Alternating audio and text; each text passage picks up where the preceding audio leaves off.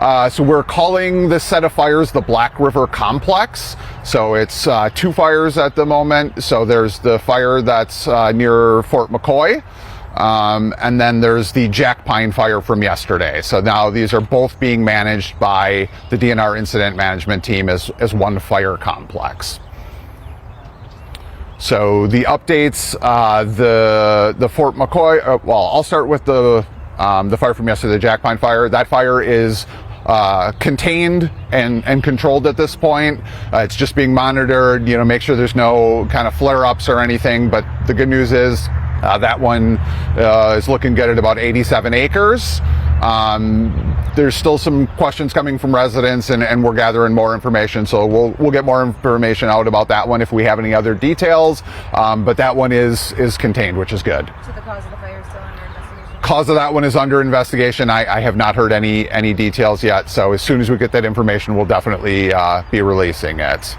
And then for the fire near Fort McCoy, that one is up over a little bit past 2,800 acres. It's getting close to 50% contained, but we'll see what happens as the temperature rises, the winds pick up this afternoon. Hopefully those lines will hold, and we're getting all the resources we can to keep that one under control. But right now we're right around 48% contained. Can you walk us through what kind of crews you have on scene? Yeah, so a variety of different crews out there. So there are kind of DNR fire engines. There's local fire units out there as well. We have heavy dozers, so like bulldozers that are out there basically kind of scraping dirt to create lines so the fire hopefully doesn't burn across those. And then there are 2 Black Hawk helicopters that are on the scene. There'll be a 3rd one arriving this afternoon. So we're going to have 3 helicopters out there. So that should go a long ways in helping us get further containment on that fire. Mike, so in Fort McCoy, there was a prescribed burn yesterday. Is this fire a cause of that getting out of control, or it's sparking that fire? So I don't have any details about that at this time. The fire is still under investigation. So kind of same as the other fire, it's being actively looked at, by law enforcement, and again, we'll release that information as soon as we have, an official cause of those fires. Mike, would you know, just with the danger being so high yesterday and today, why they move forward with that prescribed burn? I honestly don't have any details. We're just kind of starting up on this one, so I don't have details on that yet. Hopefully later in the day we might have some more information. I'll be happy to share it with you at that time if we have those details. As far as the 2,800 acres, can you describe exactly what that looks like? What is in that path? Yeah, so a lot of it is on the the Fort McCoy base. So a lot of it's burning through just kind of Jack Pine, kind of pine forest, pine and oak forest. There are some neighborhoods that have it started moving into some neighborhoods that are affected. So there have been some evacuations, and there's an evacuation set up for those residents. So, sorry, I got to check. At the Warrens Community Center is where the evacuation center is. So, yeah, that has been set up. Last I heard, there wasn't actually anybody there. But if residents do need to go there, that's an option for them. There are some road closures. So Highway 12 is closed in one area, and there's some other road closures. Again, those details are just starting to flow into us now. So as we have more details on that, we'll definitely be getting that out on social media and other places in the near future here. Is this affecting any schools in the area? I have not heard of any impacts to schools or local businesses at this point. So I haven't heard about any impacts like that. What's your kind of message moving forward as we're seeing another wildfire advisory today with those high heat strike times? Exactly. So we're in another red flag warning today, which means, we're going to have high temps. The winds are going to pick up. We're going to have very low relative humidity. And so those are conditions, where we frequently, see fires starting. There were, multiple fires across the state yesterday, and we're expecting there could be, the potential for more fires today. Obviously, we already have resources on these fires we're dealing with. So, there's still areas of the Northwoods where there's still, a foot, 2 feet of snow on the ground. So we're backfilling crews where we can and bringing in resources.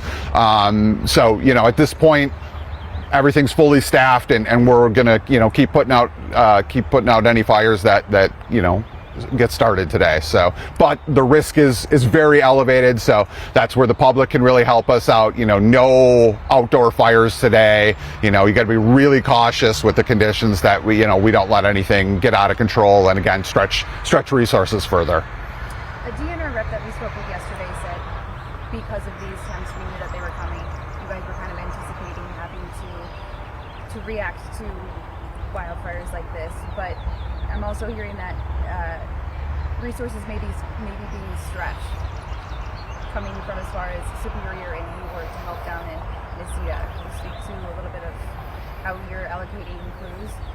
Yeah, so I'll just say there's a whole bunch of people whose entire job it is to make sure we have the resources where we need them, and there's a command center where they can adjust on the fly to whatever the need is at any given time and move resources around. So at this point, I haven't heard of any concerns with shortages of fire crews or anything like that. So again, the good news is the Jackpine fire, it looks like it's contained. Those crews can be moved to deal with other situations. So at this point, I think things are looking good as far as staffing needs. When we get into the afternoon, we get to that 2, 3, 4 p.m. window when we tend to see things really kick up. We'll have to see what happens. But let me say, everybody who's available to be out there working, fighting fire is absolutely out there today, and is, going to do everything we can to, keep the public safe and keep everybody informed of what's going on. So with less than 50% contained, you don't have a concern about the staffing to contain these fires? Nope, we have adequate staffing to get out there and get after it. It's difficult to fight fire at night, so while there were crews out there, it's a safety concern to have people out there obviously working in the dark and forests and whatnot like that. So now that it's daylight, we'll get the full set of crews out there, and hopefully we're hearing good news over the next couple hours that containment is increasing. Mike, where is that command center? So the kind of the official command center is in Madison. Okay. We're working out of the incident command post here. That's where the DNR incident management team. So our whole crew, that's kind of the local crew, is working here at the Black River Falls station. Okay. And for an update on injuries at either site? Yeah. So I have not heard of any injuries, which is great. There have been some structures affected on both fires. I don't have a lot of details about that yet, other than from what I've heard so far, it's more outbuildings, things like that. I haven't heard anything about houses being affected. So not that outbuildings are obviously a concern as well, but from a human safety perspective, we haven't heard anything as far as concerns about injuries or anything like that. Is there anything else that you'd like to add?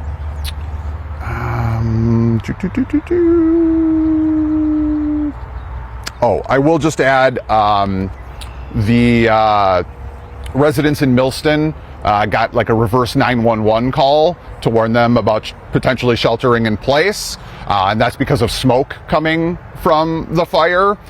So there may be some residents doing that, and they're just kind of warned that there could be an evacuation if the situation changed. That's just kind of a preliminary thing. Again, hopefully it's not an issue, but there is the possibility that the interstate could have to be shut down if the smoke gets thick enough, and it's just not safe for people to be traveling through that area. So that's just kind of a heads up, I guess, that's something that's being monitored, and again, we'll keep providing information as it's made available to us if there are any further evacuations or road closures are going to need to happen. Right. So if the interstate is closed and like you said it goes further, will they get another call directly to them, or will they have to check Facebook? You said the reverse 911 call. Would that be happening again? Yeah, if there's evacuations, there'll either be law enforcement going door to door and and making sure residents know where to go and what to do, and yes, they'll be let me put it this way, we'll have multiple methods for them to find out, through us putting out information on Facebook and Twitter, through law enforcement, through those kind of reverse 911 calls. So we'll do everything we can to make sure everybody's, well informed of what the situation is.